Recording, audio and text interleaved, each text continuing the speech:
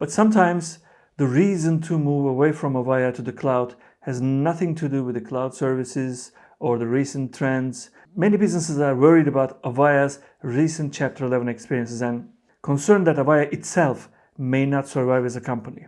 Our recommendation is this: as long as you stick to the Avaya core applications, that is Communication Manager, Session Manager, AES and CMS servers, and avoid any new services and applications from Avaya, your risk will be much less than being in a cloud contact center service.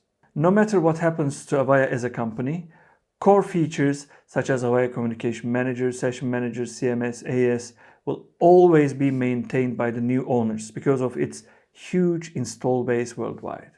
There are many companies, government agencies, banks that will never move to the cloud. It is all about managing the risk by distributing the responsibilities among multiple vendors.